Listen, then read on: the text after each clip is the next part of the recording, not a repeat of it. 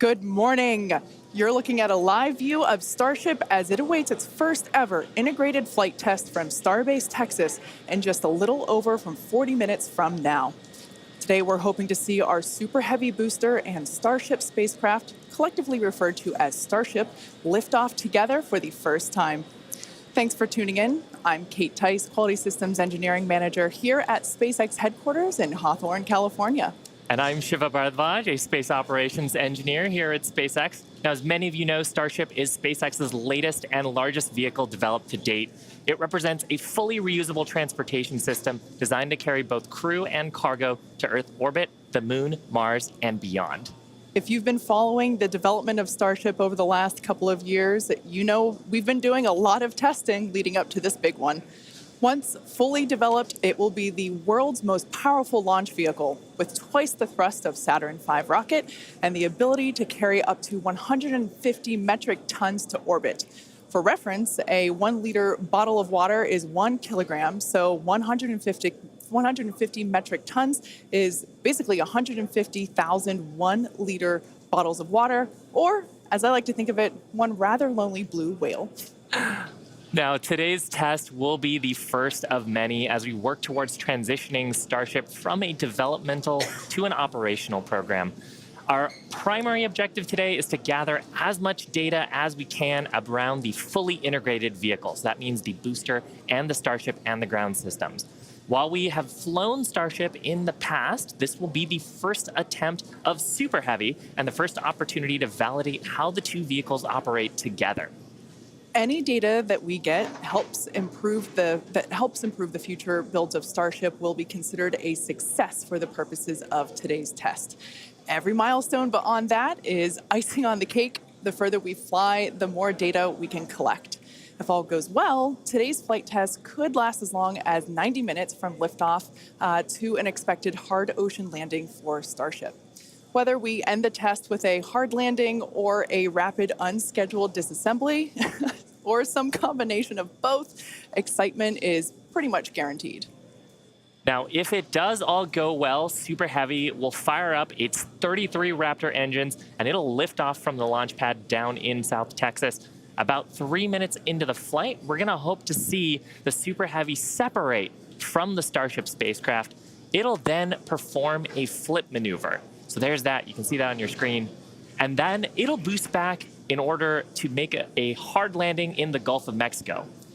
And while that's happening, we hope to see Starship's 6-second stage engines ignite and watch as Starship coasts for about an hour at altitudes ranging between 150 and 250 kilometers before re-entering Earth's atmosphere and make its own hard landing in the Pacific Ocean about 250-ish kilometers offshore. Now, we are getting great camera views right now, but that's because we are on the launch pad, so we've got umbilicals and connections straight to the vehicle. But we aren't expecting to get very many good views once we get past booster separation. Yeah, we do promise, though, for any views that we do get, we will share them in real time. We are watching live with you all, so we're excited to see those views ourselves as well. Now, in a little bit, we are going to take a closer look at the vehicle and the launch pad. But first, today is a super exciting day. Everyone on the teams across Starship have been preparing, doing a number of tests and dress rehearsals for today's launch attempt. Yeah, that's exactly right. In fact, we saw a nice little recap of those tests in the intro video to today's webcast. For those of you that are following along, you know that many of those tests ended in those rapid unscheduled disassemblies, or RUDs, as we like to call them.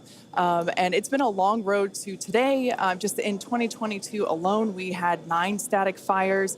We've had a couple of wet dress rehearsals. And of course, the launch control team has done numerous simulations as well. So major shout out to the teams that have been preparing for today's full up integrated test. In fact, we've got a shot of Star Command, the South Texas launch control team. Look at all the people ready for today's launch attempt. Yeah, that right there is our South Texas Launch Control Center. That is basically ground zero for everything that is happening today, in addition to a couple other control rooms that we have operating as well with operators on console, including the Mission Control Center here behind us here in Hawthorne, California. But with that being said, our very own Zachary Lupin is one of our SpaceX employees at our watch event in South Padre Island. Hey, Zach, how are things going on the ground?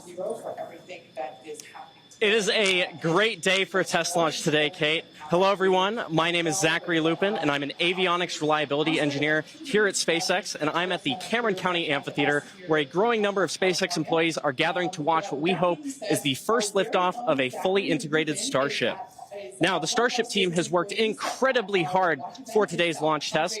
Over the past weekend, teams held a launch readiness review, which included a comprehensive review of all of our vehicle systems, looking at avionics, GNC, communications, software, structures, as well as our Raptor engines and propulsion in general. Now, we are only about 5 miles away from the launch pad, so it's a pretty good view for today. And as we get into as we start to approach T-0, everyone here is clearly very excited for the events that are happening today. So as we get closer to T-0, I'm going to throw it back to Hawthorne to talk more about our rocket. Awesome. Thanks so much, Zach. And we've actually got a little bit of a crowd forming behind us, too. Now, we've got a shot of Starship on the screen. The entire Starship structure you see is made of stainless steel. And when that's fully stacked, it stands about 120 meters tall and about 9 meters around. To help you give a sense of just how big that is, we've captured a video of some of our teams doing final integration prep work in advance of today's test flight. Just like Falcon 9, Starship has 2 stages, which we will talk a little bit more about in a minute. But in addition to those 2 stages, Starship actually has a 3rd stage called Stage 0. It consists of all the launch pad infrastructure built around the rocket. You can see a great view of it there on your screen. It's truly an engineering feat in its own right. And I feel like it's something we don't talk about very often. There's a lot of infrastructure that goes into fueling and preparing the launch vehicle before a large test like this, really any launch. Now, let's talk about Super Heavy. The name says it all. It's super, it's heavy, it's super heavy. It goes by some other names, the first stage or the booster, but whatever you call it, the Super Heavy will be the vehicle responsible for powering Starship against that mighty gravitational pull we've got here on Earth. And when it's fully operational, it's going to get Starship to orbit. The booster alone stands about 70 meters tall and is about the same height as a fully integrated Falcon 9, but with a diameter roughly 2.5 times that of Falcon 9 and with 33 much larger engines. Yeah, and having those engines, and oh my gosh, I love this shot. We can see looking up into the launch mount at the 33 engines on the booster. Those are each of the Raptor engines that's going to power today's launch attempt. Yeah, this is an incredible view. One of my favorite views that we're going to get today. We don't have this kind of view on our Falcon 9 launches, so this is so exciting to see. You can even make out the paint markers indicating which engine is which. Like we said, there are 33 of them. So there's a lot of fire that's going to be coming out from those engines in just over 31 minutes from now. As we mentioned before, there are 33 of them on the Super Heavy, the booster, and we don't see it right now, but the cluster in the center are the ones that are actually going to gimbal and help steer the booster back down for its water landing in the Gulf. Yeah, and they're a little bit different, Kate, than our Falcon engines. So on Falcon, we use a gas generator cycle. Here's a fantastic shot, actually, at the inner stage, so we can see the 6 engines that are on the ship side, 3 gimbaling in the middle, and then the vacuum engines. You can see 2 of them, and the other ones on the other side of the cluster in the middle here. So Raptor's a little bit different. It uses something called stage combustion, which means we basically pre-burn both the fuel side and the aux side, and then get those up to the right temperatures and pressures, and then mix them in the combustion chamber. It allows us to get higher thrust and higher efficiency on these engines than on Falcon 9. Now, Super Heavy also has 4 grid fins to assist with orienting itself during the return back to Earth, as today is the fully integrated flight test, and the first one, we're focusing on safely testing just the fundamental systems and operations on the vehicle. So what that means is we won't be attempting to land on land today. Instead, Super Heavy is going to be making that hard water landing in the Gulf. Starship, or the spacecraft, is the second stage and makes up the top portion of the vehicle. It's designed for carrying passengers and cargo between destinations on Earth, Earth orbit, and planetary destinations. It stands 50 meters tall, a little taller than the Statue of Liberty. It's comprised of 6 Raptors. We saw those just moments ago. 3 of them are optimized for sea level, and the other 3 are vacuum engines, and they're optimized to operate in the vacuum of space. They provide a maximum of 258,000 tons of thrust in vacuum. The spacecraft is also outfitted with 4 flaps to help aerodynamically control the vehicle's attitude during atmospheric flight and enable precise landing at the intended location. You can see a view of those flaps there. Now you can see the entire stack is vertical, and that's because Starship is designed for vertical takeoff and landing, as opposed to taking off and landing like an airplane. And that's really important because we don't have runways on the Moon and Mars. Fortunately, gravity at both of those destinations is not nearly as high as it is here on Earth. On Mars, it's about a third of what Earth's gravity is, and on the Moon, the gravity is just a sixth of what it is here. So Starship can take off in both of those cases without needing the super heavy booster like we need here on Earth. Now, for today's test, Starship does not have its landing legs attached, and that's because we aren't going to be attempting to return to the launch site or land on land. It's going to be doing another hard water landing at the end of today's test. We can't wait. Starship is wrapped in a heat shield, which is composed of 18,000 hexagonal ceramic tiles designed to insulate the vehicle during atmospheric entry, where temperatures can be as high as 2,600 degrees Fahrenheit. The hex-shaped tiles, like these ones that we have here, roughly make up about 2/3 of the vehicle. There's a couple of different geometries. The one that I have is for the circular portions of the vehicle, so it has this curvature to it, and the one that Shiva has. Yeah, this kind is a hexagonal shape, and there's several thousand of these all across the body of the vehicle. And it's worth saying we need these because when a spacecraft re-enters from orbital velocity, it's going faster than the speed of sound and causes a lot of heat to build up that has to get dissipated by these heat shield tiles. Yeah, thing that's really cool about these is they're super lightweight. Even just holding them, we're able to even just like hear how hollow they are because of the construction. But they do a great job of dispersing that heat during that atmospheric reentry. We actually produce these in-house at what we like to call the SpaceX bakeries. And they're located in Texas and Florida.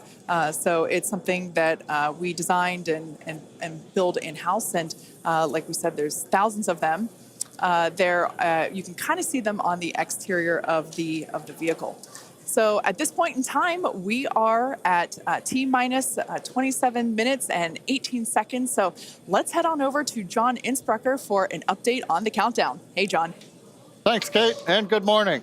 I'm John Innsbrucker, Principal Integration Engineer here at SpaceX. We're currently loading propellant from the ground system into both the first and second stages. Now, both vehicles use the same 2 propellants. Our fuel is liquid methane at a temperature of just over 100 kelvins, or about minus 272 degrees Fahrenheit. Now, this is a different fuel from Falcon 9, where we use RP1 kerosene. And our oxidizer is liquid oxygen, the same as Falcon 9. But because there's no oxygen in space to support combustion, we have to bring our own. Now, a little bit of a recap. We did the go, no go poll at T-minus 1 hour and 45 minutes. And once the team gave their goes, we polled about 20 folks. We started loading propellants onto the booster at T-minus 1 hour and 39 minutes.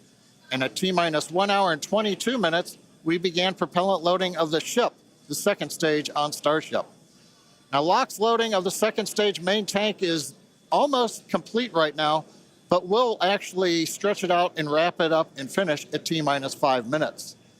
And then at T-minus 3 minutes, as the booster finishes loading, the vehicle will be fully loaded with just over 10 million pounds propellant. Now, currently in the countdown, we've just passed the T-minus 26-minute mark. The good news is weather's looking good. You can see the blue skies there on the camera views from the drone. The only thing we're watching is winds. They are within limits at ground level. We expect they may pick up a little bit as we get farther into the window should we need to go that far. But the good news right now is that the weather is looking good. The range also is looking pretty good. We've moved almost all the boats out of the keep out zone overnight. We are working one, but we're still underway.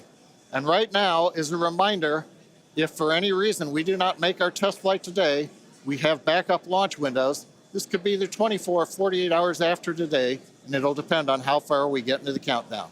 But coming up on 25 minutes to go, everything is looking good, Kate.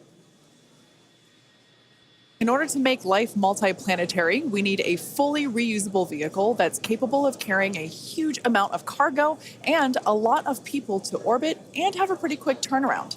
The idea is to effectively reuse launch vehicles just like airplanes. Crowd is getting excited here in Hawthorne behind Mission Control, as you can hear. Now, imagine if you had to wait for a new airplane to be constructed every time you wanted to fly. You'd rarely go anywhere, and it would probably be completely unaffordable for most of us. In order for us to get to Mars and back with lots of people, multiple times, reusability is a must. Now, in the near term and a bit closer to home here on Earth, Starship will be critical to other programs as well. Once it's operational, Starship will deliver the full-size and upgraded version of our Starlink satellites. And that's super exciting because our next-generation satellites represent a step forward in Starlink's capabilities and will provide more bandwidth and increased reliability to connect millions of people around the world with high-speed internet. And of course, Starship will fly a number of human spaceflight missions in the lead up to our first missions to Mars. Entrepreneur and pilot Jared Isaacman will command the first human spaceflight on Starship as part of the Polaris program. Jared served as a commander for Inspiration 4, the first all-civilian mission to orbit. Inspiration 4 launched aboard our Dragon spacecraft and Falcon 9 in September 2021, raising over $240 million for St. Jude Children's Research Hospital. The first human spaceflight on Starship will launch as part of the Polaris program, and you can learn more about that series of missions at polarisprogram.com. Now, our first lunar mission around the moon aboard Starship will be led by Japanese entrepreneur Yusaku Maezawa, also known as MZ. MZ flew to space for the first time in December 2021, he purchased all of the seats aboard Starship's first lunar mission in order to give artists and creators from all over the world the opportunity to go. And the hope is that what they will create in space will further inspire all of us here back on planet Earth.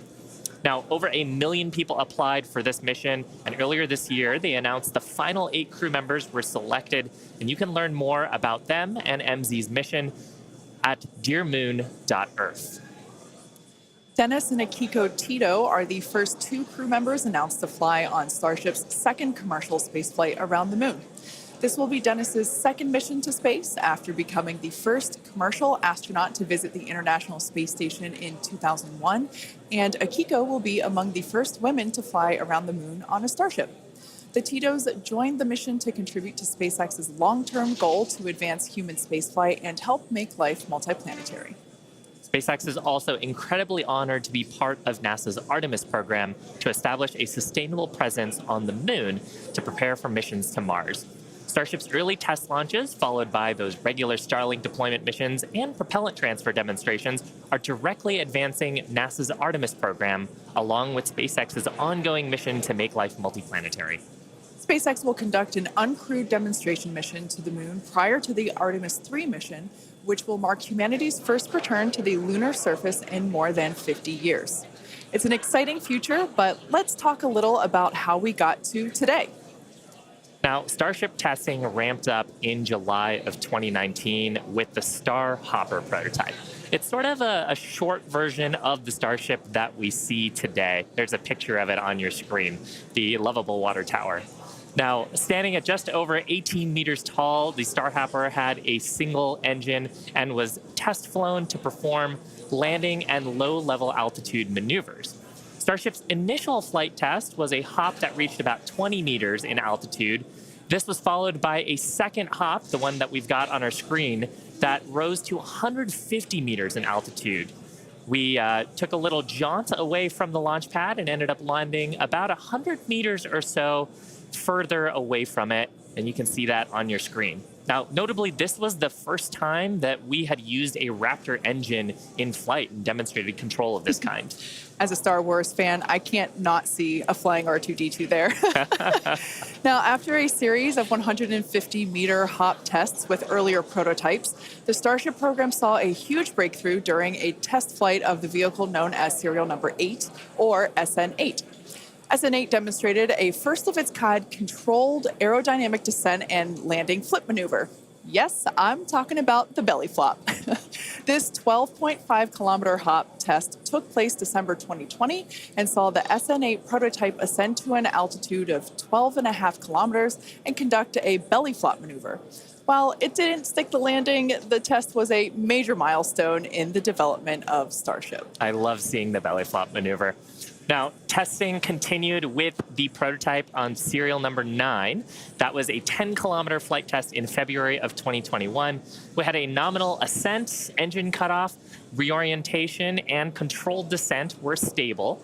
However, we unfortunately had a dramatic ending to the end of that flight when we had a failure on its engine to relight. That resulted in one of those rapid unscheduled disassemblies. But what was really, really exciting about both serial numbers 8 and 9 is how quickly we were able to achieve just our primary objectives in those two high-altitude test flights. In addition to getting lots of great data, Starship successfully demonstrated control of the vehicle and subsonic re-entry capability. Ultimately, we performed 9 Starship high-altitude test flights in total, and in May of 2021, SN15 launched from Starbase, reached an altitude of about 10 kilometers, performed a number of maneuvers, and safely returned to the launch site. This was the first Starship prototype to fly, control its descent, safely land, and to be recovered in one piece. Now, having achieved that success in our suborbital campaign, one of the next big challenges for upper stage reusability is to survive the high heating hypersonic phase of entry. Combined with the ability to refill our Starship's tank with fuel and oxygen while on orbit is what will enable a fully reusable transportation system that's designed to carry both crew and cargo on these long-duration interplanetary flights, and that's ultimately what will help humanity return to the moon and travel to Mars and beyond in our solar system. So as you can tell, it is nothing but an iterative process to get to the point that we are today and where we will go from here. That iteration is a core process of how we work here at SpaceX. We like to fly and we like to test early and often, both on the side of hardware and software. Yeah, that's an awesome point, Kate. Now, we are continuing our countdown to Starship liftoff just over 17 minutes from now. So, of course, let's check in with John for another status update. John? Thanks, Shiva. Clock is coming up on T-minus 17 minutes from liftoff. We're continuing to click towards 0. However, right now, we've just begun listening in. The first stage team is working a pressurization issue. They're troubleshooting that right now. Now, we do have the option, if need be, if we can't solve this, then we would hold the count and probably treat today as a wet dress and not be able to launch. However, we are continuing to do propellant loading on both the Super Heavy and the ship stages. Now, most recently, we began loading liquid oxygen and methane fuel into the header tanks on Starship. At the very top, just underneath the nose there are 2 small spherical tanks. That's where the fuel and liquid oxygen header tanks are. That started at T-minus 27 minutes, and that propellant loading will continue until T-minus 9 minutes. We'll also continue loading the main tanks of the Starship second stage, although they're pretty much full right now. Everything will drain back as we get ready for launch at T-minus 5 minutes. Now, on the first stage, we're continuing to load the massive amount of propellant onto the Super Heavy booster. That's going to continue until T-minus 3 minutes. You can see the frost line on some of the views as both liquid methane and liquid oxygen go into the tank. It's 16 minutes and counting. We're also currently configuring the launch pad for liftoff. The booster hold downs are being prepared for the release at liftoff, and the second stage quick disconnect is beginning its configuration for release. The liquid oxygen and methane that are going into the second stage go through that quick disconnect. You can see it in some of the views, the arm that comes out just to the base of the second stage. That'll move out of the way as we lift off. the same time, the SpaceX team continues to check in with the Coast Guard. We're working one boat that's in the safety perimeter. They are working to get that boat out of the way. We cleared several other boats out overnight. We're down to one, and we expect that'll be clear so that we can proceed with launch out over the Gulf of Mexico. But as a reminder, T-minus 15 minutes, 10 seconds and counting. We are working an issue on the first stage, and we'll bring an update as we get more insight into that issue. Now, today's test flight is taking place out of our Starbase facility in South Texas, and that facility has gone through a tremendous amount of change and growth in a really short period of time. Yeah, I mean, 3 years ago, not much even existed there. It was a very different scene, as you can see by that photo there on your screen. Fast forward to today, and the team is building out an entire production line. Yeah, last year they built 4 Starship Super Heavy boosters, 5 Starships, our 200 Raptor 2 engine, and this year they're targeting 5 boosters, 8 Starships in production for 2023. And really, you do need a production system to rapidly iterate, like we were talking about earlier, on the design of the vehicle as we learn more about it from these large tests. Yeah, absolutely. Pulling on my industrial engineering background, system fill is something that is critical to that goal. Being able to produce and launch multiple Starships means that we have to have a system full of those production vehicles, and we iterate on each one. So even the next Starship that will fly in whatever the next test is will be different than the one that you see there on your screen now. Now, the employees who have been at SpaceX a while say that Starbase does remind them of the early Falcon 1 days, except moving a whole lot faster. The team at Starbase is expanding as fast as the facilities are, and if you've ever wondered what life at Starbase is like, here's a quick peek.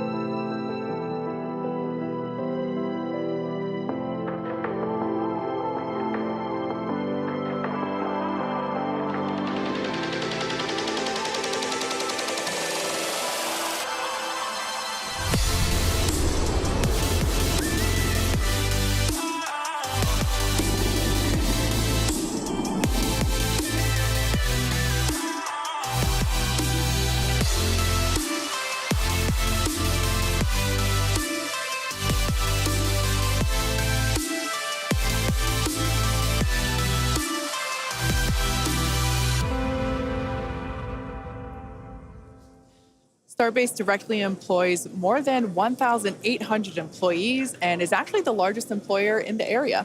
Yeah, and from that video, you can really tell, like, it's a beautiful location. It's close to the ocean. There's tons of wildlife. And that's because being close to the equator is actually a fantastic way to get to orbit. Yeah, I love that we have so many employee events that allow us to participate with ocean cleanup and other environmental efforts there. We'd also like to thank Cameron County for being so supportive for all of our work in that area. Now, in addition to Starbase, we'll soon be adding another Texas location to the SpaceX family. We're opening a new facility in Bastrop, Texas, just outside of Austin, to support Starlink hardware production. The new facility will be over 500,000 square feet of manufacturing space, and the team has already started hiring.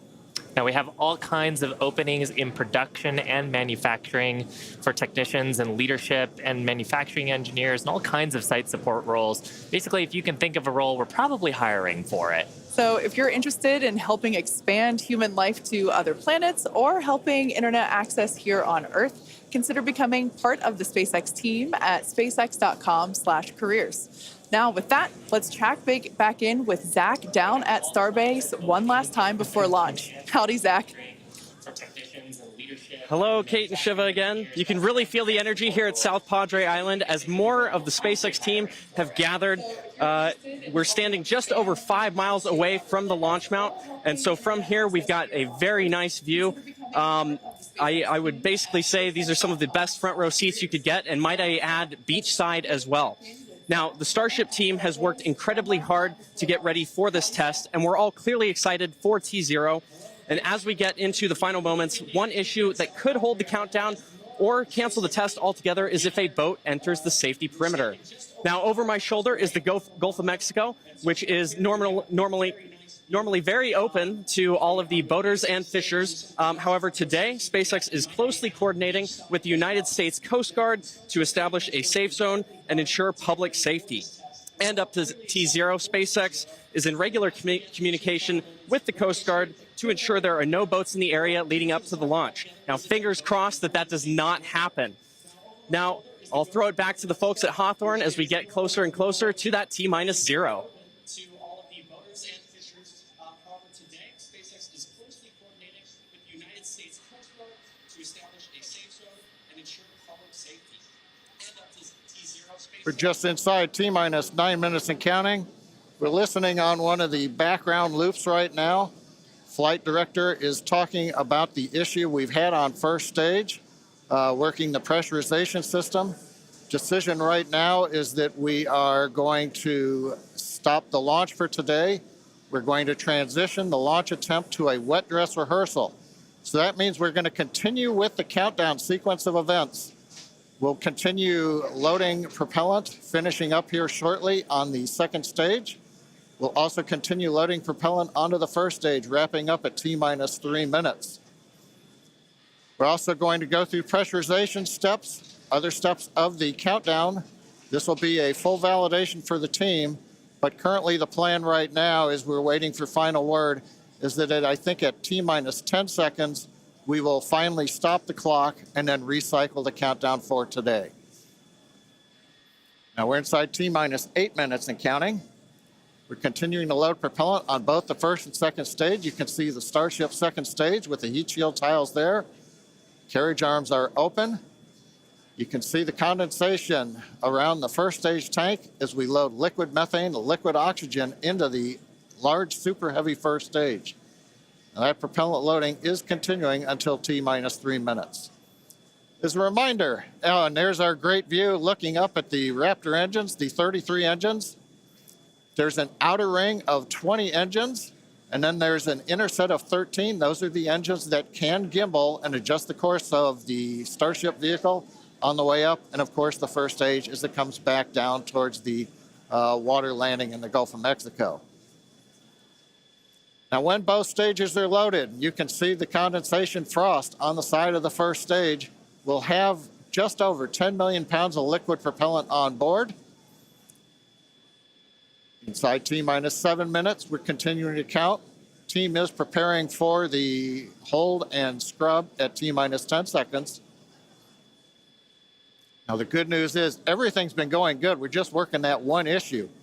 So we are continuing to count. Team will get this as an excellent opportunity to run the end-to-end of the system.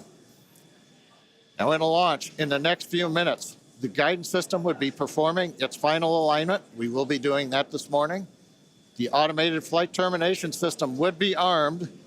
We won't need to arm it today as we won't be flying. And we'll do final thrust vector control checkouts, what we call wiggles of the Raptor engines on the first and second stages. Now, normally in a countdown, if we needed to hold, there's a view of the second stage Raptor engines just above the first stage. Now, as I mentioned, in a regular countdown, if we needed to hold, that would come at T-minus 40 seconds. That's the point in the countdown where we can pause to wait for final checkouts or pressurization to complete. Now, earlier this morning, we thought we might have to hold at 40 seconds. Everything's looking good. except for the one pressurization issue that the team is going to have to troubleshoot after this morning. So we won't stop at 40 seconds right now. We'll continue all the way down to 10 seconds, and then we'll go into a recycle.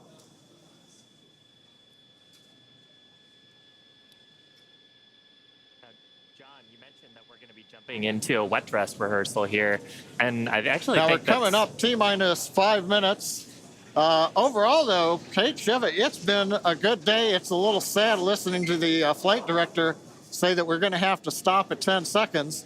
But I guess that's for everybody. It gives us a real run-through of the launch vehicle. Yeah, it's unfortunate. Of course, we wanted to see fire today and lift off, but that's okay. The point of the countdown is to allow the teams to progress to that T0 time in a coordinated fashion and really to unveil any issues prior to the ignition sequence. So the countdown did its job today. It allowed us to identify that press issue, and like John mentioned, the teams are going to work through it, and we are going to basically call it off at T-minus 10 seconds. But the integrated launch teams and us, we are going to treat this as if it were still a launch day. We're going to do this, what we now call a wet dress rehearsal. Yeah, and we've mentioned the term a couple of times here. We call it a wet dress rehearsal because we are wetting the propellant tanks. We are loading propellant into the vehicle. We've talked about the frost line a little bit here. That exercises the stage 0 system, the ground system, all of our infrastructure that loads propellants onto the pad. That exercises our procedures for the mission control teams. We're monitoring telemetry on the mission control consoles, looking at the pressures and the rates and the temperatures. And some of those things look a little bit different when you're getting up to the pre-flight pressurization levels and full propellant load. So we're learning things today about the integrated tests that are going to set us up for success in a future attempt later on, hopefully in the next 48 hours or so. And Kate, like it's also worth mentioning here, we're still going to take the count through to a pretty around the T-minus 10 second mark. So we're really going to exercise everything that we would up until that point in the vehicle states and ground procedures. Yeah, it's like we said before, any data that we can collect today is super helpful. And that's exactly what we're doing. We are continuing to collect this data and allow the teams to have be better informed for the next attempt. Unfortunately, due to the needing to recycle the propellant, we are looking at a minimum of 48 hours until we are able to attempt this flight test again. So we're not quite sure what that timing will be at the moment, but we're looking at a minimum of 48 minutes. Or excuse me, of 48 hours at this point in time. But Shiva, exactly as you said, things look a little bit different on launch day. And we allowed the countdown to do its job, to basically get to this point, to allow the teams to work through the issues. And we're going to continue, like we said before, we're going to continue all this down all the way to T-minus 10 seconds. And that will really allow the teams to pretend like this is launch day and continue and gather that data. Yeah, Kate, on the one hand, it's a little bittersweet. On the other hand, we watched them go all the way through. First stage propellant load, just now wrapping up. The second stage, even the header tanks up under the nose of the Starship that you can see on the monitors. Actually, that all went very well today. The weather was excellent. Everything was looking good. Sadly, we just have the one issue, but that is letting the team continue to count down. And we're going to continue with it here until we get the clock hold at T-minus 10 seconds. Yeah, so for those of you that have just joined us, we're now at T-minus 1 minute and 30 seconds to what would have been the launch of our Starship flight test. But unfortunately, due to a stage 1 issue, we are going to utilize today as a wet dress rehearsal. Instead, we are not going to attempt launch. The teams are basically saying that we're scrubbing our launch attempt for today, and we are expecting a minimum of 48 hours in order to recycle. So it's all good news, though. There's nothing really to be sad about other than we had hoped to be able to lift off today, but that's okay. Now, one thing to point out for folks, when we do come back, when we clear this and we fly, one of the things you'll hear in the last minute, you won't be hearing us because we'll be listening to the countdown. But at T-minus 30 seconds, that's when the flight director would give the final go for launch. Love to have heard that this morning, but it's something to look forward to. Absolutely. The other thing to look at is at T-minus 6 seconds, we begin lighting the engines. Up on your monitor, you can see there, T-minus 40 seconds, we did hit the 40-second hold point, and they are holding for a moment. In the end, they will release that hold. We'll go the last 30 seconds. But yes, when we do get to day of launch, the last thing to look at is in the last 6 seconds, light the Raptor engines in succession. So unlike Falcon 9, we're going to have to do that a little longer. We're hearing right now the clock is going to hold here at T-minus 40 seconds. The Super Heavy and Starship are looking good. So with that, Kate, it's been a fast-paced morning. We got through it fairly quickly. But at this point, we're going to have to call it a morning. Yeah, that's right. So for those of you that have recently just joined us, we unfortunately had a hold on the countdown today, and that is going to scrub our launch attempts. But we are expecting a minimum of 48 hours in order to recycle. So be sure to keep an eye on our social channels, and we'll share information as soon as it becomes available. Until then, stay safe, and we'll see you soon.